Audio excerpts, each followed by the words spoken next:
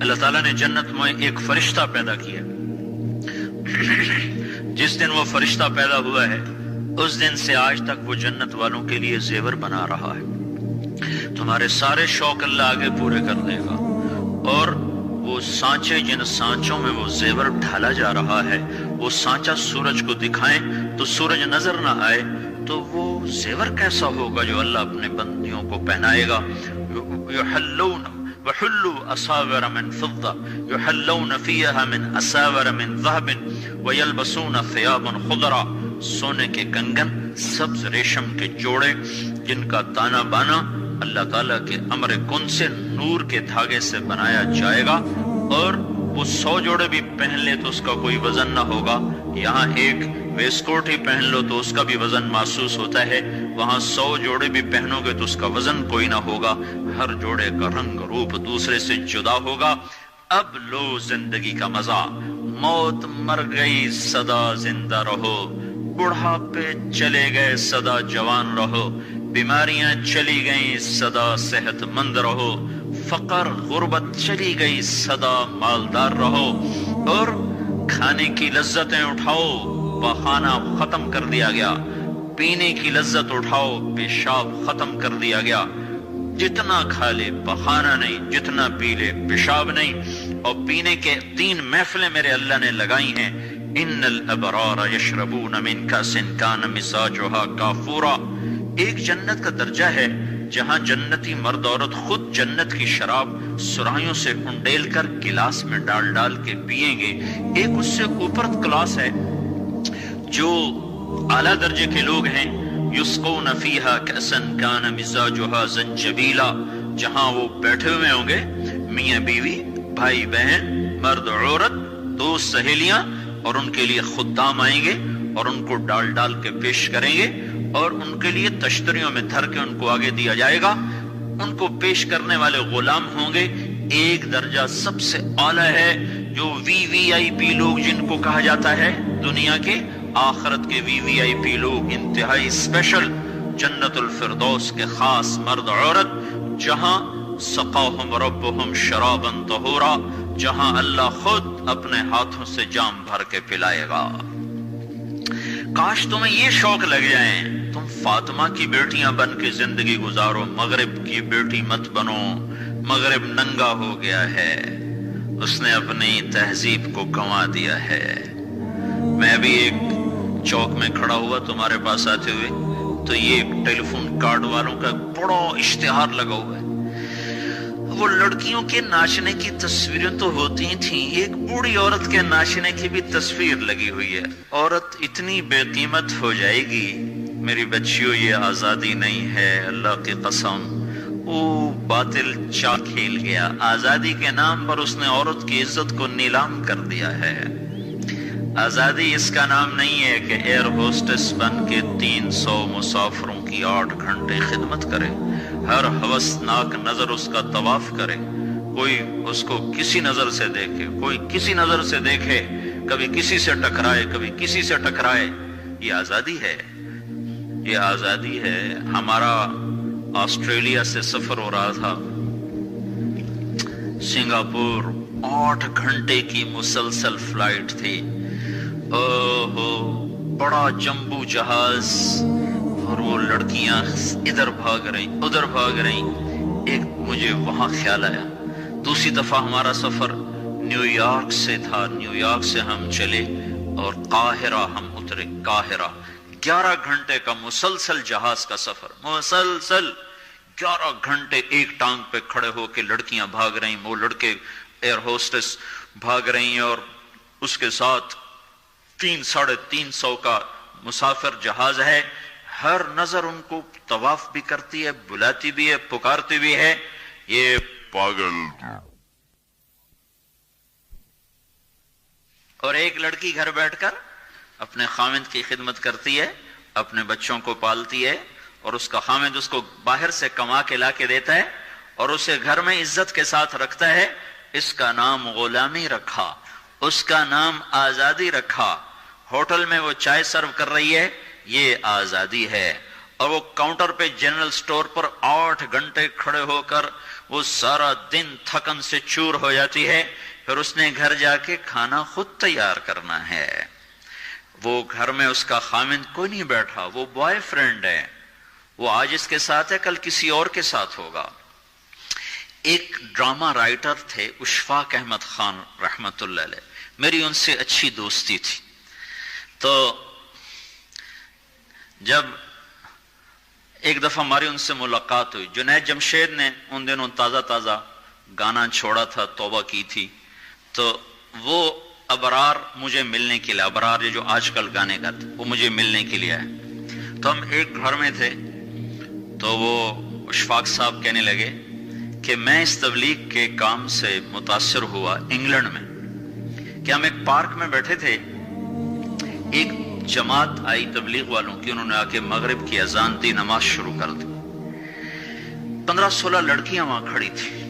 एक नमाज खत्म हुई तो लड़कियां आगे बढ़ी, तो मैंने अपनी बीवी से कहा चलो हम भी चल के सुने ये क्या कहते हैं। तो जब वो पहुंचे हम वहां, तो वो लड़की नमाज पढ़ाने वाले से कह रही थी आप इंग्लिश जानते हैं? उसने कहा जानता हूं। कहा आपने क्या किया है?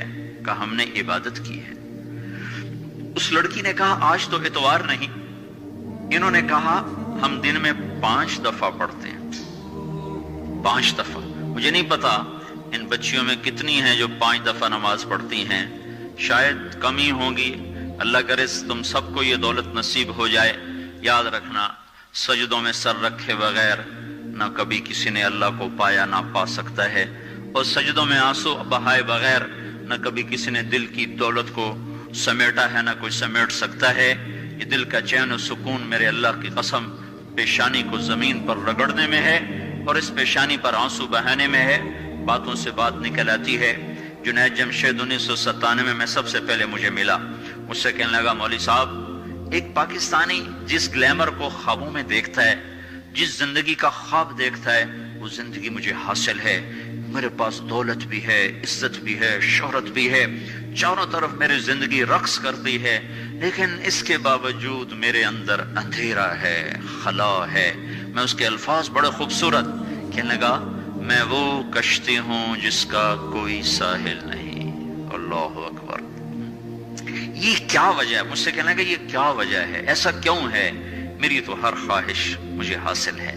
और बिल्कुल यही बात चंद लफ्जों की तब्दीली के साथ मुझे सईद अनवर ने कही जब वो 3 दिन के लिए हमारे साथ निकला पहली दफा।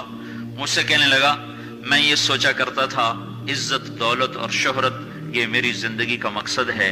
सिर्फ 22 साल में मुझे सब कुछ मिल गया, इज्जत भी, दौलत भी, शोहरत भी, लेकिन दिल उसी तरह परेशान। 100 बार चमन महका, 100 बार बहार आई, दुनिया की वही रौनक, दिल की वही तन्हाई। तो रौनक भी है, बहार भी है, फिर दिल क्यों उदास है, फिर दिल क्यों परेशान और गमगीन है? का इस सोच ने मुझे ये मजबूर कर दिया कि मैंने मकसद के इंतखाब में गलती खाई है। मकसद के पाने के बाद तो आदमी चैन में आता है। मुझे अगर इज्जत दौलत शोहरत मेरा मकसद है तो मुझे मिल चुका है, फिर मुझे चैन क्यों नहीं, फिर मुझे सुकून क्यों नहीं? तो मुझे पता चला कि नहीं नहीं, मकसद जिंदगी कुछ और है। मैंने कहा शुक्र करो तुम्हें जल्दी पता चल गया। बाज़े तो जिंदगी गुजार जाते हैं और उन्हें मौत तक नहीं होश रहता कि मैं क्यों आया था और मेरा क्या मकसद था। जो लौट आए कुछ कहना नहीं, बस देखना उन्हें गौर से, जिन्हें मंजिलों पे खबर हुई कि ये रास्ता कोई और था। चल चल थक गए, जब आगे पहुंचे तो देखो गलत जगह आ गए। वापस मुड़ने का वक्त खत्म हो चुका है, शाम हो चुकी है, अंधेरे छा चुके हैं, अब वापस मुड़ने का रास्ता नहीं है। शुक्र करो कि अल्लाह ताला ने हमें ईमान की दौलत अता फरमाई और तुम 22 साल की, तुम जल्दी 30 बरस की उम्र में ही तुम्हें होश आ गया कि नहीं नहीं मेरी जिंदगी का मकसद कोई और है। उस नौजवान ने कहा हम दिन में 5 नमाजें पढ़ते हैं। उस लड़की ने कहा ये तो बहुत ज्यादा है। तो उस नौजवान ने कहा, लंबी खैर बात हो जाएगी, आखिरी बात बताता हूं। तो जब वो बात खत्म हो गई तो उस लड़की ने आगे हाथ बढ़ाया कि अच्छा खुदा हाफिज। तो उस नौजवान ने कहा मैं आपको ये हाथ नहीं लगा सकता। उस लड़की ने कहा क्यों? کا یہ ہاتھ میری بیوی کی امانت ہے، یہ صرف اسی کو چھو سکتا ہے اور کسی کو نہیں چھو سکتا۔ تو لڑکی کھڑی تھی، اس کی چیخ نکلی اور زمین پہ گر گئی اور اس کی ہچکیاں لگ گئی اور وہ پھوٹ پھوٹ کے رونے لگی اور کہنے لگی وہ لڑکی کتنی خوش قسمت ہے جس کے تم خامند ہو، کاش یورپ کے مرد بھی ایسے ہوتے۔ اور روتی ہوئی آنسو بہاتی ہوئی اٹھ کے چل دی۔ تو اشفاق مرحوم کہنے لگے میں نے اپنی بیوی سے کہا بانو آج وہ تبلیغ ہوئی ہے کہ لاکھوں کتابیں چھپ کر بھی وہ پیغام نہ پہنچتا جو یہ لڑکا اپنے عمل سے پہنچا گیا۔ تو ہمیں ایک زندگی کا میرے عزیزوں مقصد ملا ہے، اللہ ہماری منزل ہے، ہم اللہ کو سامنے رکھ کے زندگی گزارنے والے ہیں، ہم آزاد نہیں زندگی گزارنا، یہ کامیاب زندگی ہے۔ تو کہیں ایسا نہ ہو کہ میرا اللہ کہہ دے وَامْتَازُوا الْيَوْمَ أَيُّهَا الْمُجْرِمُونَ، ان کو الگ کر دو اور مجرموں کی صف میں کھڑا کر دو، تو پھر کوئی حال نہ ہوگا۔ ہائے، اللہ کے نبی نے کہا کتنی عورتیں ہوں گی جن کو سر کے بالوں سے فرشتے پکڑ کے گھسیٹ رہے ہوں گے اور وہ کہیں گی ہائے ہمیں بچا لو، ہائے ہمیں بچا لو۔ اور کتنے مرد ہوں گے جن کے جبڑوں میں ہاتھ ڈال کر فرشتے ان کو گھسیٹ رہے ہوں گے، وہ کہیں گے ہائے ہمیں بچا لو، ہائے ہمیں بچا لو۔ تو اس وقت اللہ کہے گا اولم نعمرکم ما یتذکر فیہ من تذکر وجاءکم النذیر، میرے بندے یہ چند آنسو دنیا میں بہا لیتا، جو آج تو کر رہا ہے تو ہائیاں دے رہا ہے، یہ تو دنیا میں دے لیتا، تو آج اپنے رب کی رحمت کو دیکھتا۔ تجھے بتانے والے بھی آئے تھے، تمہیں سمجھانے والے بھی آئے تھے، لیکن تو مذاق اڑاتا رہا، تو ان کے ساتھ مستیاں کرتا رہا۔ آج دیکھ ایمان والے کتنے اونچے جا رہے ہیں، جنہوں نے مجھے راضی کیا کتنی بلندیوں کا سفر کر رہے ہیں، اور ان کے ساتھ میں کیا کرنے لگا۔ یہ کامیابی اس کو ملے گی جو اپنا سب کچھ اپنے اللہ پر لگا دے گا، وہ اپنا سب کچھ اللہ کے محبوب صلی اللہ تعالی علیہ وسلم کے طریقے پر لگا دے گا۔ یہ کامیابیاں اس کا مقدر ہیں۔ یہ زندگی چند روزہ ہے اور آج ایک سیلاب ہے میرے عزیزوں مغرب کی تہذیب کا، اس انٹرنیٹ نے اور اس ٹی وی نے اور اس میڈیا نے ہم سے ہمارا سب کچھ چھین لیا ہے، سب کچھ ہمارا چلا گیا ہے، اور سوائے اچھل کود کے، کھیل کود کے اور زندگی کی کوئی منزل نہیں رہی۔ میں آپ سب کے سامنے یہ درخواست کرتا ہوں کہ اپنی زندگی کی منزل طے کرو۔ پہلے یہ سوچو اور سمجھو کہ یہ صبح، یہ شام، یہ دن، یہ رات، یہ جو گزر رہے ہیں مجھے کہاں لے جا رہے ہیں، میرا سفر کدھر کا ہے، میں کہاں جا رہی ہوں، میری آخری منزل کیا ہے۔ اس کے مطابق اپنی زندگی کی ترتیب بناؤ۔ میرے آپ کے نبی نے فرمایا الکیس من دان نفسہ وعمل لما بعد الموت، سمجھدار وہ نہیں جو مشہور ہو جائے، جو عزت اور دولت کو اکٹھا کرے، سمجھدار وہ ہے جو اپنی آخرت کا سامان تیار کرے اور اپنی موت کی تیاری کرے۔ اس پر جو جم جائے گا وہ دنیا اور آخرت میں کامیاب ہے، جو اس سے ہٹ جائے گا وہ ہلاک و برباد ہے۔ فرعون جیسا ظالم بادشاہ جس نے بچے ذبح کر دیے، اس کے دربار میں اس کے بیٹی کی ایک خادمہ تھی، باندھی تھی، اس نے چپکے کلمہ پڑھ لیا، وہ مسلمان ہو گئی، وہ ایمان لے آئی۔ ایمان ایسی دولت ہے جو چھپے نہیں چھپتا، وہ نظر آتا ہے، جہاں نظر آتا وہاں روشنیاں پھیل جاتی۔ میں جب سے کالج چھوڑا میں کبھی ہوٹلوں میں نہیں گیا، یہ 5 اسٹار ہوٹل کا اس وقت ہم جایا کرتے تھے جب کوئی وہاں جانے کا نام نہیں لیا کرتا تھا۔ چھوٹی عمر میں لاہور چلے گئے، ماں باپ جیب میں پیسے ڈال دیتے تھے، وہ سمجھتے تھے پڑھ رہے ہیں، ہم کچھ اور کاموں میں ہوتے تھے۔ تو پھر اس کے بعد میں زندگی میں پہلی دفعہ گیا، ہمارے ایک دوست تھے، ان کی بیٹی کی شادی تھی، تو میں کبھی نہیں جاتا ایسے موقعوں پر اس قسم کی جگہ پر، لیکن اس نے میری اتنی منت کی کہ میں شرمندہ ہی ہو گیا۔ میں نے کہا اچھا بھائی میں آ جاؤں گا، اور پھر اس نے مجھے تسلی دلائی کہ وہاں سارا الگ الگ ہے، عورتوں کا انتظام الگ ہے، مردوں کا الگ ہے، پی سی لاہور میں۔ تو میں نے کوئی 30-32 برس کے بعد اس ہوٹل میں قدم رکھا، ماضی کے دھندلکوں میں جھانکتے کتنی صبحیں کتنی شامیں وہاں گزری ہوئی تھیں غفلت کی. تو میں جب وہاں سے نکلنے لگا کھانے کے بعد تو عورتیں نکل رہی تھیں، اکثر بے پرد تھیں. تو وہاں گیلری میں مجھے کسی نے روک لیا، وہ مجھ سے بات کرنے لگ گیا. میں کھڑا ہو گیا، دائیں بائیں کچھ اور عورتیں کھڑی تھی. اتنے میں سب کی نظر پیچھے لگی، عورتوں کی بھی مردوں کی بھی. تو مجھے سمجھ میں نہیں آیا کہ یہ نظریں پیچھے کیوں اٹھ رہی. کیا دیکھا، میرے قریب سے ایک خاتون گزری جو سر سے لے کر پاؤں تک مکمل برقعے میں، ہاتھوں پہ بھی دستانے تھے اور پاؤں میں جرابیں تھیں اور ایک بالکل سادہ سا برقع انہوں نے پہنا ہوا تھا. جب وہ گزری ہے تو ایک دم سناٹا چھا گیا، سارے عورتوں پر بھی سارے مردوں پر بھی. تو مجھے اس وقت خیال آیا کہ یہ حق ہے. یہ سورج جب چمکتا ہے تو ہر ایک کو اس کی روشنی نظر آتی ہے. وہ عورت اتنے اعتماد سے گزری، ورنہ ایسے ماحول میں تو جنہوں نے پردے کیے ہوتے ہیں وہ پردے اتار دیتے، سر سے دوپٹے اتار دیتے. وہ اس میں اس طرح گزری، سب کی نظریں شرم و حیا سے جھک گئیں. وہ عورتیں جن کے دوپٹے کہیں جا رہے تھے ان کی بھی نظریں شرم و حیا کی وجہ سے جھک گئیں. یہ مسلمان عورت کی پہچان ہے، یہ فاطمہ کی بیٹی ہے، یہ خدیجہ کی بیٹی ہے. یہ مغرب کی ننگی بیٹی نہیں ہے کہ جہاں ماں بیٹی کا تصور ختم کر دیا گیا ہے. وہ گندگی ہماری طرف پھینکنا چاہتے ہیں، وہ ہمیں یہ گند چاٹنے پر لگانا چاہتے ہیں. اور ہم اللہ کی محنت کر رہے ہیں، یا اللہ تو اس نظام کو توڑ دے. ہماری تو بے بسی ہے، ہماری بیٹیوں کے سر سے دوپٹے اتر گئے، کپڑے مختصر ہو گئے. عجب حال ہے. حیا پتہ نہیں کہاں ہی روٹ کے چلا گیا، نظر ہی نہیں آتا. پہاڑوں میں جا کے بھی ڈھونڈا، وہاں بھی نہیں ملا. صحراؤں میں گئے، دریاؤں میں گئے، کہیں نہیں ملا. کبھی ایک صفت ہوا کرتی تھی، آج پتہ نہیں کہاں سے ملے گی، کس بازار سے ملے گی. وہ منڈیاں ہی بند ہو گئیں. جس قوم کی بچیاں ناچ گانے کو اپنا شعار اور شوق بنا لیں، ان کی نسل سے اب خالد بن ولید نہیں پیدا ہو سکتے، ناچنے والے ہی پیدا ہوں گے. محمد بن قاسم نہیں پیدا ہو سکتے، طارق بن زیاد نہیں پیدا ہو سکتے. یہ جلد سے جلوس نکل رہے ہیں توہین رسالت پر. تو مجھے اس پر اور رونا آ رہا ہے کہ یہ دیوانے کیا کر رہے ہیں. اپنی دکانیں جلا رہے ہیں، اپنے ہی گھر جلا رہے ہیں، غریب وہ لوگوں کے موٹر سائیکل جلا رہے ہیں. مجھے صلاح الدین یاد آیا، میں بہت رویا.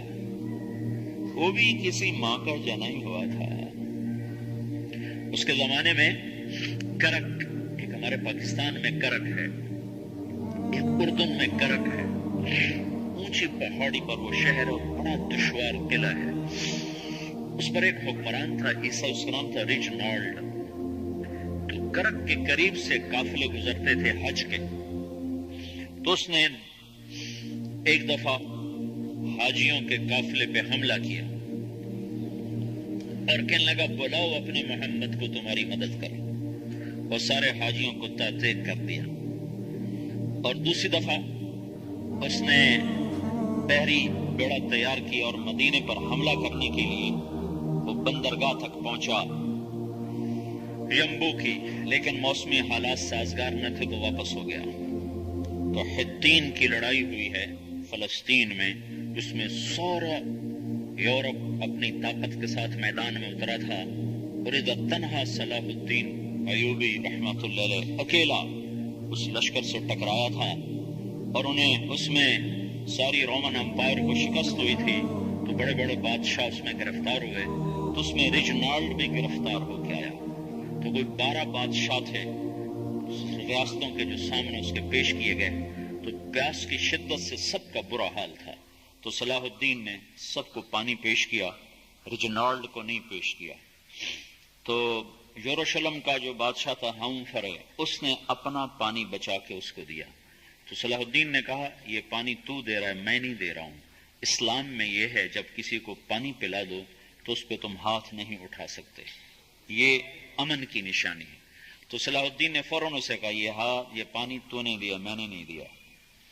تو پھر انہوں نے ریجنالڈ کو اسلام کی دعوت دی کہ تو مسلمان ہو جا، میں تجھے دعوت دیتا ہوں. اس نے انکار کر دیا، کہا میں نہیں ہوتا. تو انہوں نے کہا میں نے تیرے قتل کی 2 دفعہ قسم کھائی تھی. ایک جب تو مدینے پہ حملہ آور ہوا تھا تو میں نے قسم کھائی تھی میں تجھے اپنے ہاتھوں سے قتل کروں گا، اور دوسری دفعہ جب تم نے حاجیوں پہ حملہ کر کے کہا تھا بلاؤ محمد کو، تو میں نے قسم کھائی تھی کہ مجھے اللہ نے موقع دیا تو میں اپنے ہاتھ سے تیری گردن اڑاؤں گا. آج محمد کا ادنا غلام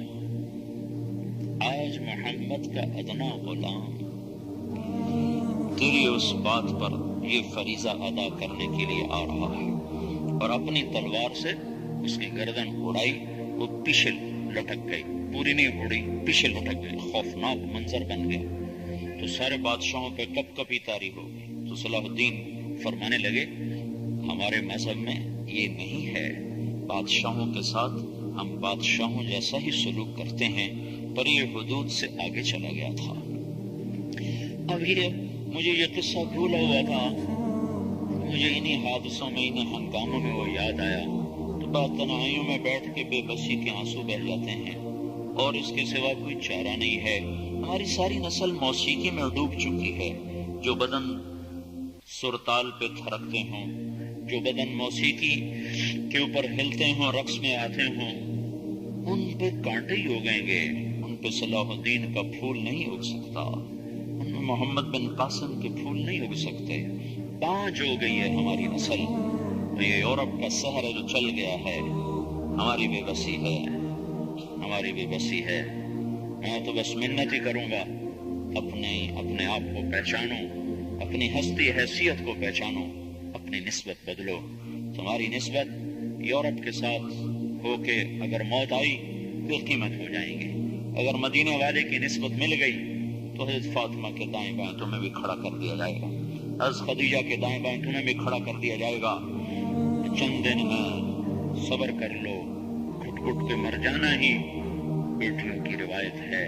مشرق کی بیٹی اس نے گھٹ گھٹ کے مرنا ہی سیکھا ہے. یہ آزادی، یہ آوارگی، یہ مغرب کی عورت کا خاصہ ہے. اور 18ویں صدی تک مغرب میں بھی کوئی عورت ایسے ننگی نہ تھی، اور گھر کی زندگی تھی. 1792 میں لندن میں ایک عورت تھی میری والسٹون کرافٹ. اس نے آزادی نسواں پر سب سے پہلے کتاب لکھی تھی کہ عورتوں کو آزاد کیا جائے. اس آزادی کا زہر ہے جو آج بھرا ہوا ہے. پر اسی لندن میں 1792 1998 200 سال گزرے کہ اسی انگلینڈ کا سروے کیا گیا، عورتوں سے پوچھا گیا تم گھریلو خاتون بن کے رہنا چاہتی ہو جو اسی طرح جیسے آج زندگی ہے؟ 98% عورتوں نے کہا ہم گھر کی خاتون بن کے رہنا چاہتی ہیں، لیکن ہمیں خامند میسر نہیں ہے. ہمیں بوائے فرینڈ ملتے ہیں جو ٹیشو پیپر کی طرح مسل کے ہمیں پھینک دیتے ہیں. تو اس غلاظت کا انہیں بھی پتہ چل چکا ہے، لیکن اب وہ نکل نہیں سکتے. جو نکالنے والے تھے وہ خود اس پر ریچھ گئے. نکالنا ہم نے تھا، ایمان والوں نے. ہم خود اس زندگی پر ریچھ گئے ہیں. اپنے آپ کو نکالو اس دلدل سے. ہماری بیٹی کی عزت یہ نہیں ہے کہ وہ زینت محفل بن کے بیٹھی ہو. ہماری بیٹی کی عزت یہ ہے کہ اس کا ناخن بھی نظر نہ آئے. ہماری معراج یہ نہیں ہے کہ وہ اسٹیج پہ ناچ رہی ہو. ہماری معراج یہ کہ وہ رات کی تنہائی میں قرآن کے سامنے بیٹھ کے رو رہی ہو. مجھے یاد ہے بچپن میں ہم چھوٹے چھوٹے تھے، ہمارے باپ ہمیں زبردستی مسجد لے جایا کرتے تھے.